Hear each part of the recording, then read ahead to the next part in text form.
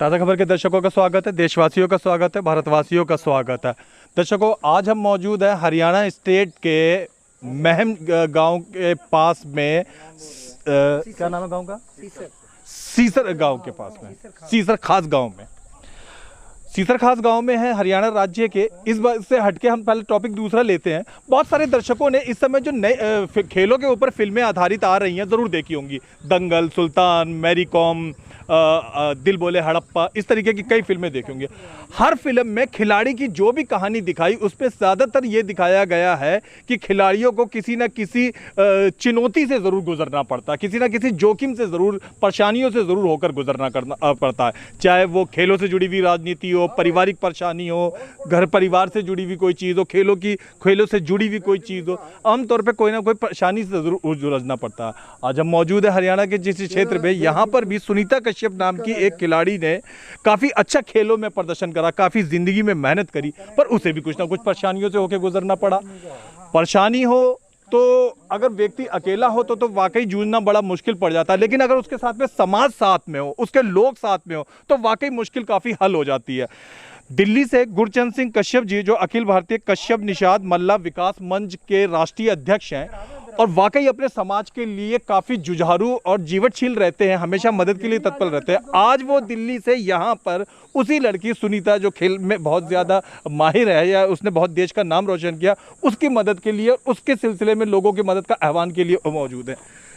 गुरचंद जी, कश्यप जी, आपका बहुत बहुत स्वागत है। सबसे पहले ये बताइए कि इस लड़की के बारे में कैसे पता चला आपको और कैसा महसूस हुआ जब कुछ पता चला कि परेशानियों से जूझ रहे हैं ये लोग? सबसे पहले तो मैं न्यूज़ 24 जिसने सबसे पहले इस लड़की को ढूंढा, दिखाया, इसके हालात को सबके सामने रूबरू किया, उनका धन्यवाद करता हूं। और एनडीटीवी के रजत शर्मा, जिन्होंने बखूबी से करीब करीब आधा घंटा न्यूज़ चला करके इस आज पूरे हरियाणा प्रदेश ही नहीं, पूरे देश के लोग इस लड़की की शुभकामनाओं के लिए अपनी शुभकामनाएं भेज रहे हैं, ताकि ये अपना खेल जारी रख सके। साथियों, मैं एक बात कहना चाहूँगा कि खिलाड़ी चाहे जो भी हो, चाहे वो रेसलर हो, चाहे वेट लिफ्टर हो, चाहे क्रिकेटर हो, जिसने भी देश का नाम ऊंचा किया है, उसको हमारी भारत सरकार, हरियाणा सरकार सभी को संज्ञान में लेते हुए उनकी मदद करनी चाहिए। और ऐसी पॉलिसी भी है भारत गवर्नमेंट की। तो जिस प्रकार से ये बच्ची 1 साल पहले गोल्ड मेडल लेकर के भारत आई, तो आज तक किसी सरकार ने इनकी मदद नहीं की, ये एक शर्मनाक बात भी है। तो मैं भारतवासी होने के नाते और एक संगठन का मुखिया होने के नाते आज इस गांव में आया हूं और बेटी से मिला हूं, हालात देखे हैं। वो छिपे नहीं है किसी से भी, मकान जर्जर हालत में है, रहने के लिए जगह नहीं है, और किस तरीके से ये बेटी अपना गुजर बसर करने के लिए दिहाड़ी और मेहनत कर रही है, ये अपने आप में इस प्रकार की प्रतिभा के लिए बहुत शर्मनाक बात है हमारे देश के लिए। ये गोल्ड मेडलिस्ट। परेशानी वाली बात हुई जो आपने उजागर करी, और अच्छी बात है, हम सबको मिलकर, देश को, लोगों को, इंसानों को, सबको मिलकर वाकई उस खिलाड़न की मदद करनी चाहिए। पर जिस समाज की वो लड़की है, आज भी माना जाता है कि भारत में वो समाज विकासशील गति में अभी प्रगति कर रहा है, प्रगति कर नहीं पाया। लेकिन उस लड़की ने जिस हिसाब से दिन रात मेहनत करके, मैं देख रहा हूँ उसका छोटा सा घर है, मामूली तौर तरीका उनका रहने का, फिर भी उसने एक खेल के अंदर नंबर 1 पोजीशन पाई, देश का नाम रोशन किया। कैसा लगा कश्यप समाज के लोगों को ये उसकी प्रतिभा ऐसे उजागर होने पर? मैं इसके लिए इसके माता पिता का बहुत आभार व्यक्त करता हूँ, जिन्होंने दिहाड़ी मेहनत करके अपने बेटी को ये ऐसी मुकाम पर पहुंचाया। और उस बेटी को अभी धन्यवाद भी करता हूं, उसको आशीर्वाद देता हूं कि उन्होंने अपने इन सब चीज़ों को दरकिनार करते हुए, गरीबी को दरकिनार करते हुए, अपने खेल को मद्देनज़र रखते हुए, खेल पर ध्यान रखते हुए उन्होंने अपनी पोजीशन बनाई और भारत का नाम रोशन किया। दिहाड़ी मजदूरी करने वाले हैं, छोटे मोटे काम करते हैं, 200-400-500 रुपये उनको मिल जाते हैं, कभी मिलता है कभी नहीं मिलता। लेकिन ये तो पक्का कि उन्होंने बहुत ही गरीबी से जूझ कर यहाँ तक पहुँची है, ये मुकाम तक पहुँची है बेटी। इसके लिए तो मैं उनका तहे दिल से शुक्रिया अदा करता हूँ।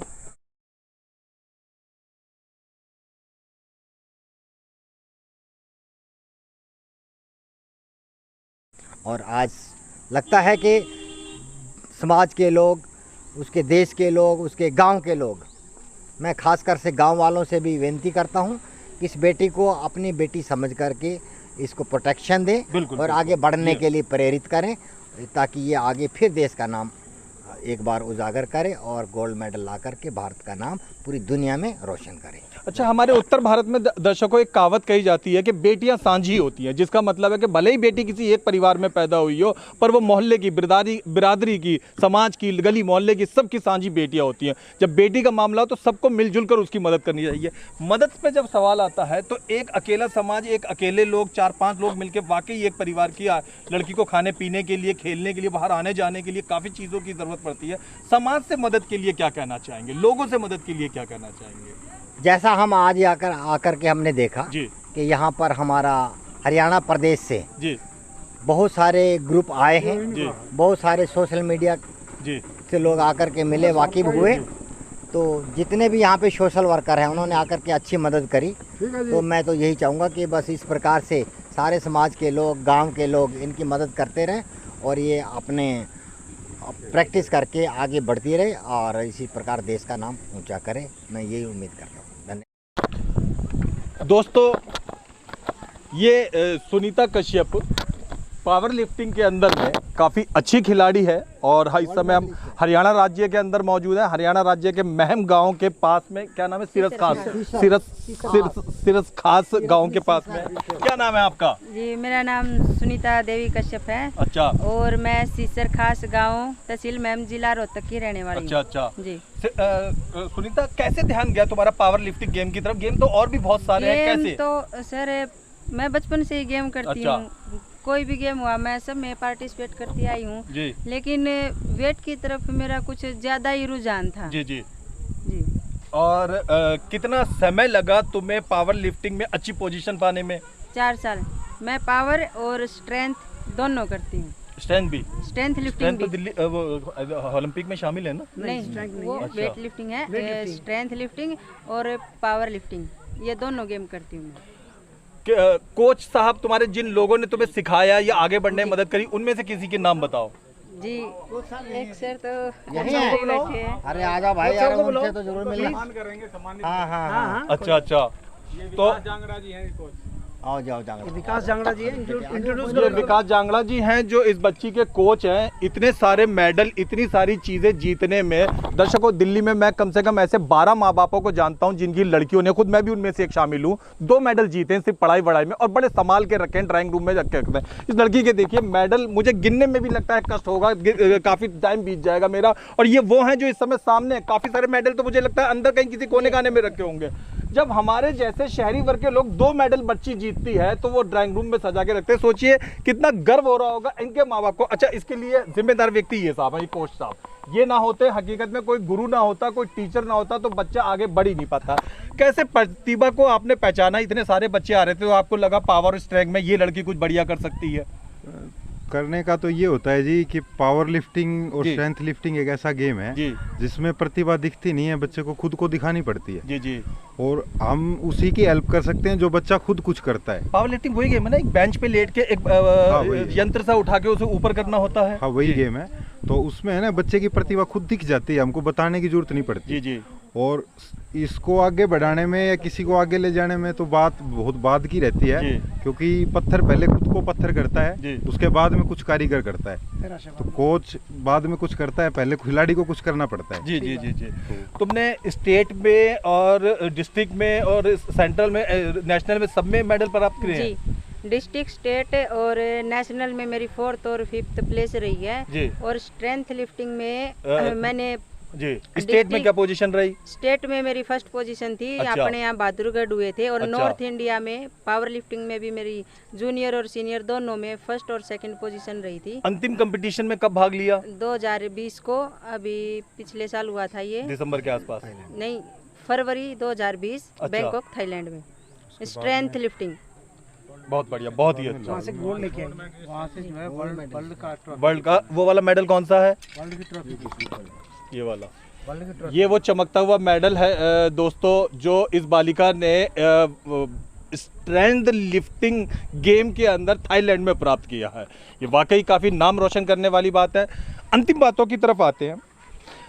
जब वो एक गाना है, मुझे सही से याद नहीं आ रहा था, कि जब हम अपने घरों में आराम कर रहे थे तो वो अपनी छाती पे गोलियां झेल रहे थे। लता मंगेशकर का मशहूर गाना है। यानी देसी लफ्ज़ों में कहने की बात है कि जब मैं इस कोरोना काल में अपने घरों में थे, या जब कोरोना की शुरुआत थी तब घरों में थे, टीवी देख रहे थे, या कई सारी अभिनेत्रियाँ डिश भिंडी बनाने की विधियाँ सिखाई थी। ये लड़की बेचारी उस समय मेहनत करी थी। ये लड़की उस समय में क्या नाम है, भूखे पेट प्यासे या जैसा भी हो सकती है मेहनत करती थी, कई किलोमीटर दूर जाती थी। स्ट्रेंथ वजनदार एक चीज़ होती है, या तो क्या कहते हैं उसको, वो उठाने वाले उसको रोड उठाती थी, उससे लगातार मेहनत करा करती थी। वाकई वो बड़े कठिन कामों में से है। आप थोड़े सा दो ईंटें एक साथ उठा के देखिए तो 2 मिनट में आपको थकान होने लगेगी। ये कितने किलो की होती है, 20 किलो की, 16 किलो, 20 किलो की रोड इस लड़की ने लगातार उठाई और उस उठाने के प्रदर्शन में इसने मेडल हासिल करा। हमारा, आपका, ये मेरी आवाज़ सुनने वालों का, इन सब की आवाज़ सुनने वालों का ये फ़र्ज़ है कि हम थोड़ा ही सही इसकी मदद के लिए आगे आए। मैं ये नहीं कह रहा हूँ सबसे कि अपने नोट निकालिए, पैसे निकालिए, जो भी हो सकता है। अगर हौसला अफजाई के 2 लफ्ज़ भी हो सकते हैं तो अगर हम बोलते हैं तो कम से कम खेल के प्रति, इस लड़की के प्रति कुछ योगदान तो देश और समाज को देते। देखते रहिए, दिखाते रहिए ताज़ा खबर। धन्यवाद। हज़ारों लाखों साल पहले जब रामायण लिखी गई थी तो एक कथा थी कि रामचंद्र जी जब वनवास के लिए गए थे तो कश्यप समाज के एक व्यक्ति की नाव में ही सवार होकर गए थे। और कहानियों के अनुसार ये कहा जाता है कि तब कश्यप समाज जो है वो नदी के किनारे ही रहता था। हम ये देख रहे हैं कि ये जोहड़ है, देसी भाषा में आप इसे नदी कह सकते हैं, वैसे तालाब या जोहड़ कहलाया जाता है। आज भी कश्यप समाज के लोग हज़ारों साल की कहानी परतने के बाद भी इसी जोहड़ के पास में नज़दीक में घर बना के रह रहे हैं। अधिकतम समाजों ने तरक्की कर ली। ये बड़ा अचंभित वाली होने वाली बात है कि कश्यप समाज अभी भी प्रगति की तरफ बढ़ रहा है, पूरे तरीके से बढ़ नहीं पाया। वैसे मैं कामना करता हूं कि बढ़े, मैं सच में दिल से चाहता हूं बढ़े। ऐसे ही जोहड़ के किनारे रहने वाले परिवार की एक लड़की ने देश का नाम रोशन करते हुए एक खेल के अंदर प्रतिभा अपनी दिखाई और नंबर 1 पोजीशन पे आई। ये लड़की शुरू से इसी घर के अंदर रहती आई। जी, हमने जो पता चला है जी कि इसका जन्म यहीं पे हुआ है। जी और परिवार में इसके पिताजी हैं, माताजी हैं जी और 2 भाई हैं। जी। मेरे ख्याल से बहन शायद एक ही है जो मुझे पता चला है। बाकी तो आप इनसे खुद परिवार के विषय में किसी को जानकारी है? इनके पिताजी खड़े हैं। आइए। हाँ, ये ईश्वर जी इनके। क्या नाम है आपका? ईश्वर जी। ईश्वर जी, आपसे मिलकर सच में मुझे बड़ा अच्छा लग रहा है। मैं दिल्ली से आया हूँ, मेरी थकान उतर गई आपको देखकर। वाकई मैं भी एक लड़की का बाप हूँ, लेकिन आपकी लड़की ने जिस हिसाब से तरक्की करी, मेरा सीना गर्व से चौड़ा हो रहा है। मुझे वाकई बड़ा अच्छा लग रहा है। कैसे लड़की का ध्यान खेल की तरफ गया और कैसे आप उसे वहाँ तक ले गए? जी, ये दिहाड़ी मजदूरी करके। अच्छा, आप क्या करते हैं? मजदूरी करते हैं। अच्छा। हाँ। ये घर जो मैं देख रहा हूँ, मुझे कहते हुए थोड़ा अच्छा नहीं लग रहा। मेरे शब्दों का प्लीज बुरा मत मानिएगा। इसी में खेल को रह के उस लड़की ने देश का नाम रोशन किया। दर्शकों, जो दिल्ली के और हरियाणा के शहरी दर्शक हैं वो मेरी भावनाएं ज़रूर समझ पा रहे होंगे। ये घर देख रहे हैं, ये ईंटों से बना हुआ और मिट्टी से लिपा पोता हुआ एक छोटा सा घर है, जिसे मतलब बड़ा परेशान हाल किस्म के लोग इसमें रहते हैं। और छत भी हम देख रहे हैं वो लेंटर वाली नहीं है, क्या कहते हैं उसे, कड़ी वाली है। लेकिन ऐसे घर में भी रह के आप ये देखो, ऐसे परेशानी वाले आलम में भी रहते हुए लड़की ने बाकायदा देश में नंबर 1 पोजीशन एक खेल में हासिल करी। अच्छा, खेलों पे मैं बता दूं, हमारे देश में कई ऐसे खेल हैं, पंजा कुश्ती, बॉडी बिल्डिंग, पावर लिफ्टिंग, भुजा कुश्ती, जो बहुत अच्छे खेल हैं, लेकिन वो जो है वो ओलंपिक में नहीं आते हैं। काफ़ी साल पहले तक कबड्डी और खो खो भी ओलंपिक में नहीं थे। खो खो तो बिल्कुल अभी ओलंपिक में शामिल करा गया है, लेकिन खेल फिर भी सब एक जैसे ही होते हैं। ऐसे खेल में रहते हुए इस लड़की ने जो है वो इस खेल में अपना नाम रोशन किया। और ऐसी जगह के ऊपर रहते हुए लोग बाग फ्लैटों में, कोठियों में रहते हैं और ये काम नहीं कर पाते हैं। हमें इस बात की वाकई मिलकर तारीफ करनी चाहिए कि ऐसे मकान में रहकर भी परेशानियाँ उठाते हुए भी उसने मेहनत करी। कितने साल लगे उसे इस पोजीशन तक पहुँचने में? विष्णु जी 4-5 साल हो गए। जी। अच्छा ईश्वर जी, अच्छा तो नहीं लग रहा है, पर हर खेल में काफ़ी डाइट चाहिए होती है, आने जाने का किराया खर्चा चाहिए होता है। कैसे आप जैसे पिता अंदर से मैनेज कर पाते हैं? तो जी मेहनत मजदूरी कर के इसको देते थे हम। जी। कोई खाने का ले आते, कोई कहीं जाती करा देते, यही दिहाड़ी मजदूरी करता जी। आपकी संस्था कश्यप समाज की, मेरी अपनी जानकारी में देश की सबसे बड़ी जो 4-5 संस्थाएं हैं उनमें से एक गिनी जाती है। कश्यप समाज की संस्था इनकी क्या मदद करने के बारे में विचार रखती है या लोगों से क्या इल्तिजा करती है? मैं गुरचरण सिंह कश्यप, जी। राष्ट्रीय अध्यक्ष अखिल भारतीय कश्यप निषाद मल्ला विकास मंच। जैसे न्यूज़ के माध्यम से हमें ये खबर सुनने को मिली, तो आज हम अपने दिल्ली की टीम और हरियाणा के लोगों से संपर्क साधते हुए आज यहाँ पहुँचे और मेरे साथियों ने मिलकर के यहाँ पे आज भी 31,000 की धनराशि दे करके इस परिवार की मदद की है। और आगे भी सब लोगों ने आश्वासन दिया है कि जो भी संभव होगा, जो हमें लगेगा कि इनको इस चीज़ की ज़रूरत है, वो भी हम अपने हरियाणा प्रदेश अध्यक्ष से बात करते रहेंगे हमेशा, क्योंकि वो इस एरिए के हैं, देखते हैं। तो सुंदर कश्यप जी से हमने बोला है कि आप हमेशा से परिवार का ख्याल रखेंगे और गांव वालों से भी अपील की है